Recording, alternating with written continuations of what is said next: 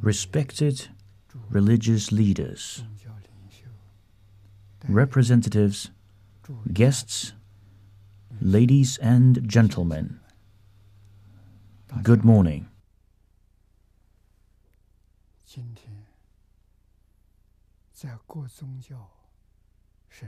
Today, with the blessings of different religions, we can have the valuable opportunity to hold this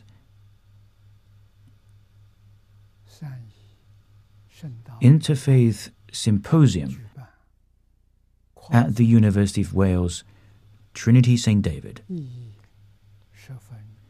This is extraordinarily meaningful.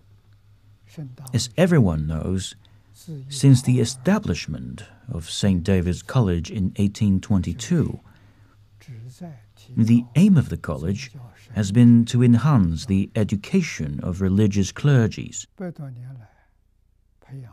In more than 100 years, it has nurtured many outstanding clergy who have been making great contributions towards religious education.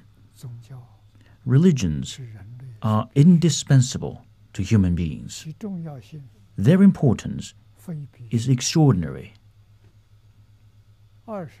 Dr. Arnold Joseph Toynbee, the famous 20th century philosopher of history, once said, "Historically, religion came first, and science grew out of religion. Science has never superseded religion,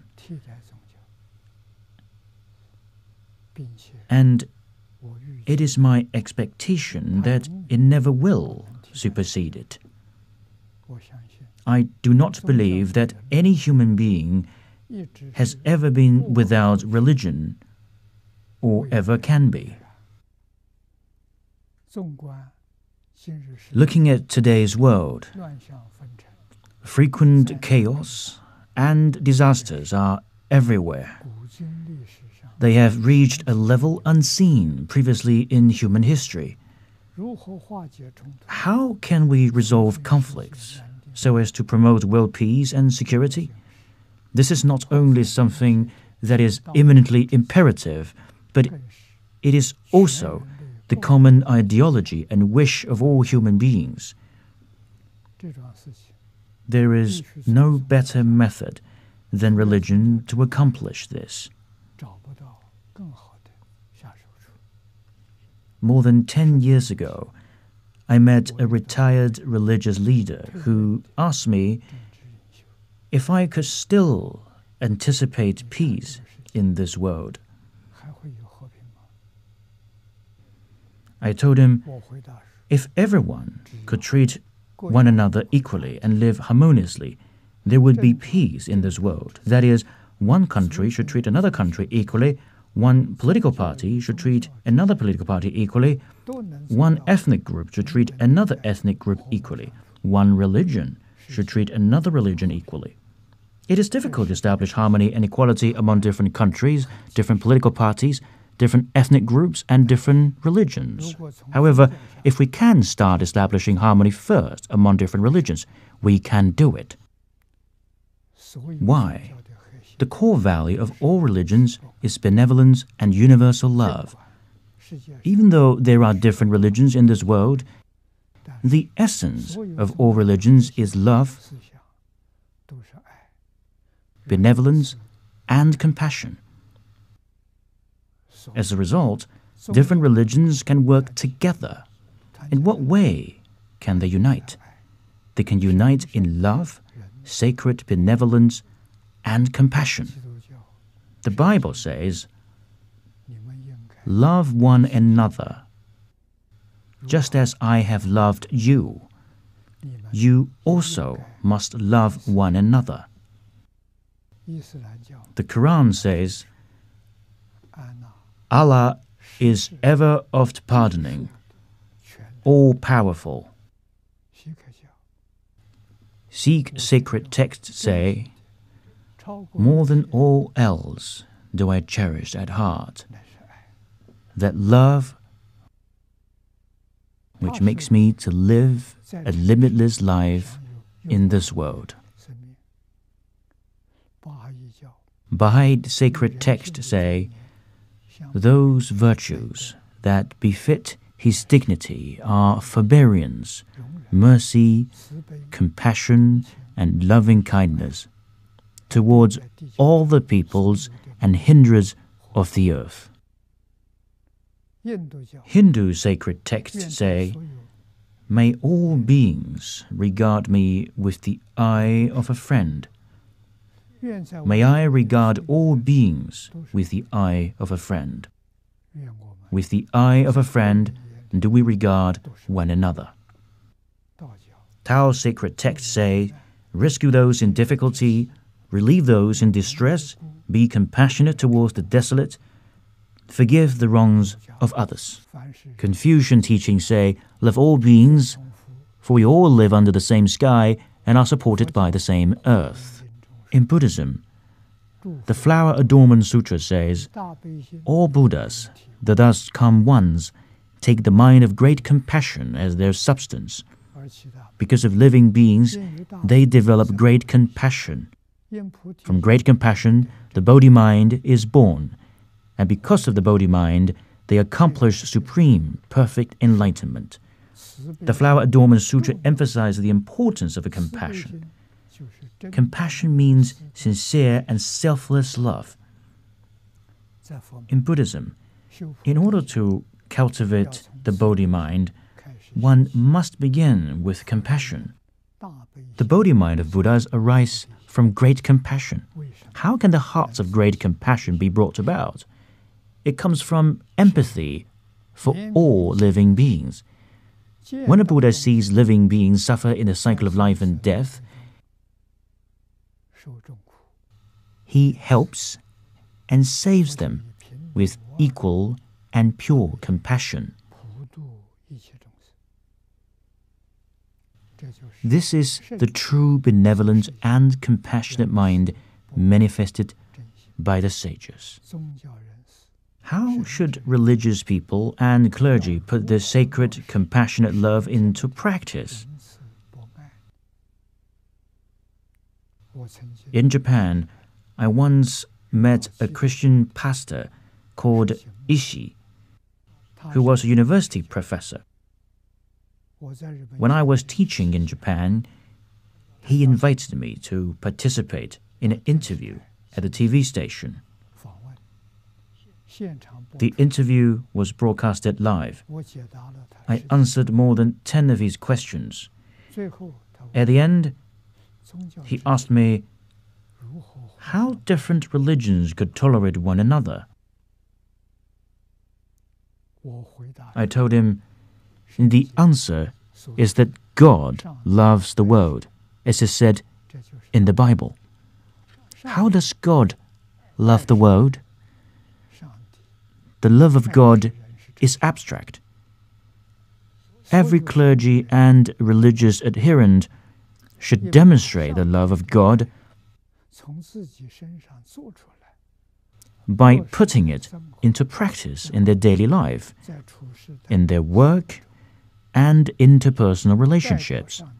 They should love the world on behalf of God. In this way, there will be mutual tolerance among different religions. If they cannot love others on behalf of God, they are acting against God's will. Therefore, different religions must not praise themselves while defaming others. They must respect one another and praise one another. After hearing this, Pastor Ishii wholeheartedly agreed with me. Throughout the years, the reason why we believe that religions can be united with one another is because of the ideology of all the religions in the world are one family. In Henan province in China, a stone tablet, which belonged to the time of Emperor Suzong of the Tang Dynasty, was unearthed. The tablet was called the image of harmony among the 3 religions and 9 schools of thoughts. In this image are Shakyamuni Buddha with Lao Tzu and Confucius on either side. It illustrates the undivided relationship among Confucianism, Buddhism, and Taoism. That is, the 3 religions and the 9 schools of thoughts are one family, and all things in the universe are one entity. In the same way, all religions are one family. Am I working to help unite different religions in Singapore and Australia? I often use my hand as a metaphor to explain the relationship among different religions. At first glance, the 5 fingers look different. However, when we trace their roots, they all come from the palm. Following this analogy, if we study different religions intensively and go deeply into their scriptures and principles, we can understand their core values and discover that they have the same root. Religions confirm that there is only one true God in the universe. He is the creator of the universe and is so profoundly powerful that he can exist in innumerable forms.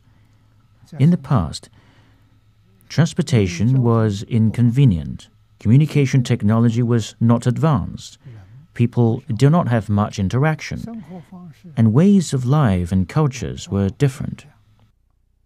As a result, this true God had to manifest in different forms, in different regions, in order to teach all living beings. In Christianity, he is called God. In Islam, he is called Allah. In ancient China, he was called Pangu, the one who opened up heaven and earth. In Buddhism, he is called the true innate nature. Actually, they are one. Today, technology is advanced and transportation is convenient. In this era, various religions should aim to come together rather than go their own ways. They should treat one another equally and get along harmoniously. Because the gods of different religions are actually the manifestation of the same true God. The teaching principles of different religions are more or less the same. If you look at the different religious scriptures closely, you will find that about 70 to 80% of the content are similar. Only a small part is different. The differences lie in the different living habits and different cultural backgrounds. However, on the whole, their goal is the same, as they encourage people to refrain from evil deeds and do good deeds. They teach ethics, morality, and causality. Therefore, each religion should praise the others instead of being arrogant and despising one another. Otherwise, opposition and conflicts will arise. Religious cohesion is not a vague idea. We have actually accomplished the idea. In 1999, we helped unite 9 major religions in Singapore so that they could become one big family, caring for one another. They have frequent interactions and take part in each other's important activities. They have achieved very good results and are highly praised by the Singaporean government. We have also held religious joint activities in Malaysia, Indonesia, and Australia, which have been very successful. In 2006, the 9 major religious leaders of Singapore held hands to pray for world peace in the United Nations Educational, Scientific and Cultural Organization. This greatly moved the Director General of UNESCO, as well as the delegates and guests. Since 2002, we have been helping to unite various religions and races in Toowoomba, Australia. After more than 10 years, we have successfully helped Toowoomba towards becoming a model city of peace and harmony. In March of this year, UNESCO organized delegates and guests from 9 countries to visit Toowoomba to study and observe the results of religious and ethnic cooperation. They were so impressed by the result that they became more confident that there could be peace in the world. They commented that, "We are very impressed that the communities with multicultural background can live in harmony in Toowoomba. We see everyone always smiling in Toowoomba. You have done what we talk about. You are the example of what we preach."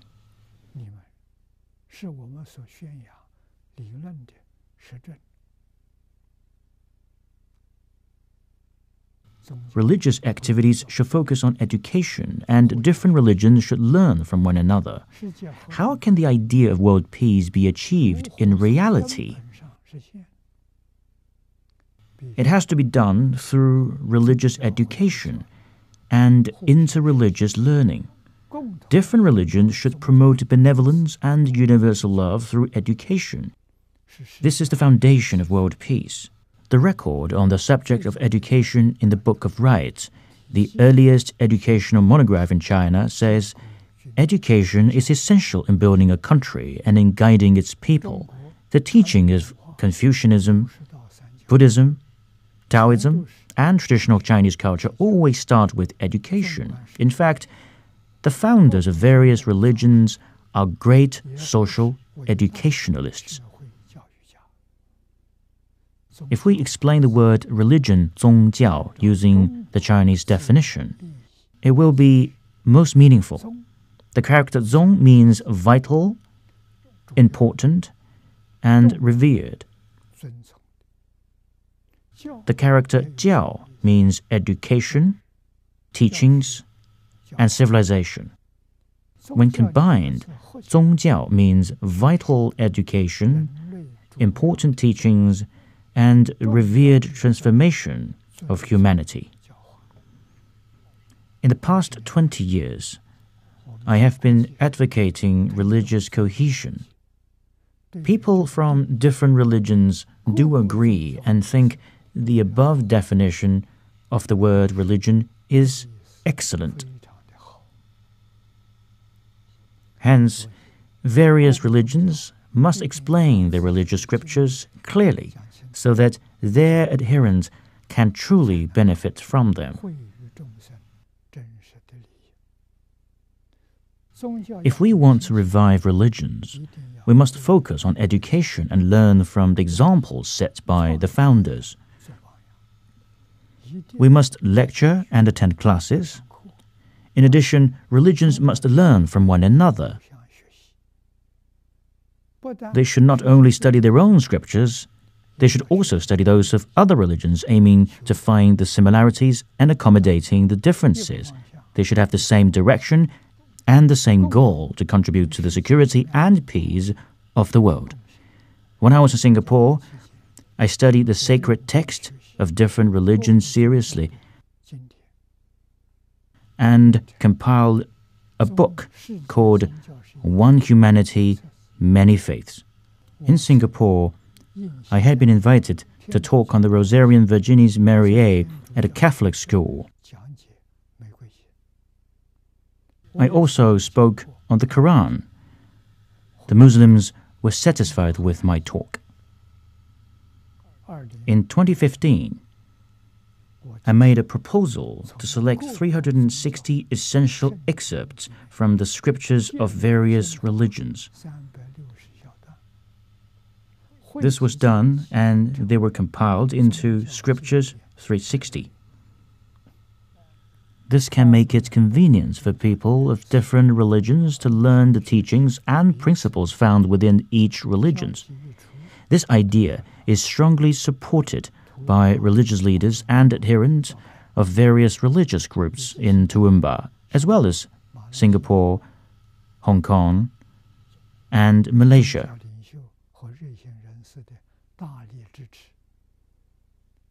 In November 2016, Scriptures 360 were published and were welcomed and praised by people of various religions.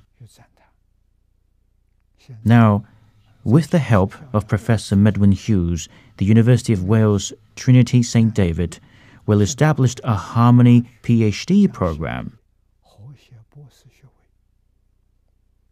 to which professors and students will be recommended by the leaders of various religions.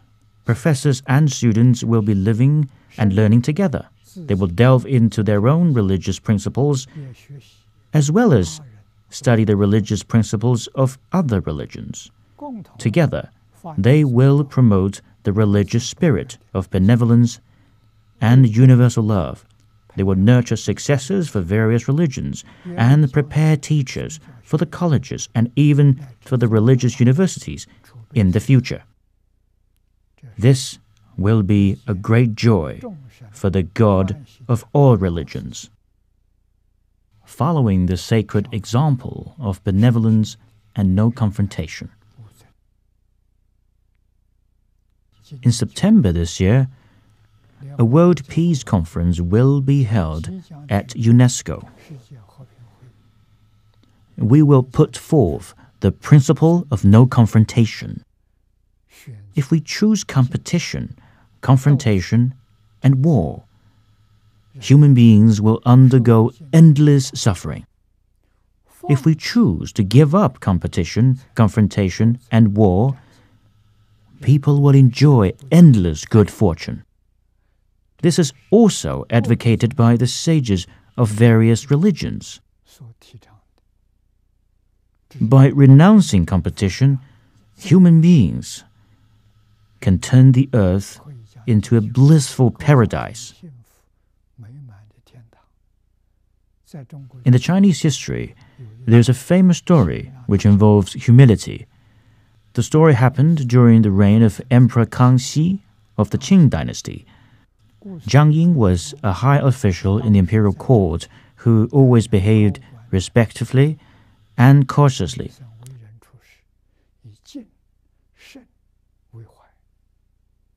Once his family and their neighbor, the Wu family, had a confrontation because of the property line of their homes. Both families refused to give in. Even the local officials couldn't resolve the issue. As a result, the chief of the household staff of the Zhang family wrote a letter and sent it 1,000 miles away to the capital city to report the issue to Jiang Ying. Jiang Ying replied to the family by using a poem which said, "Your letter to me only concerns a war. Why can't we give them 3 feet? The Great War, which extends 10,000 miles, still exists. However, Emperor Qin Shi Huang is nowhere to be seen. Therefore, the Zhang family took the initiative to move the wall back by 3 feet. When the Wu family saw that, they were deeply touched and also moved their wall back by 3 feet. Thus, a 6-foot wide alley was created between the two families. This is how the 6-foot alley came about. The humility of Jiang Ying manifested the virtue of benevolence from Confucianism. This coincides with the core principles of religious education, benevolence, and universal love. Religious people should take the lead to put the sacred spirit of benevolence and universal love into practice. They should renounce confrontation, advocate mutual deference, and open their hearts so as to create true harmony for human beings. I truly believe this is what Allah, God, and Buddha will be happy to see. We deeply believe that as long as various religions can treat one another equally and coexist peacefully, they can influence different races, different political parties, and different countries. Hence, world peace can be realized. This is the greatest contribution that religion can bring to human beings. I hope we can join hands and with one heart work towards the same goal. Last but not least, I sincerely wish prosperity, peace, and continuous harmony for the United Kingdom and for all the countries in the world. Thank you very much.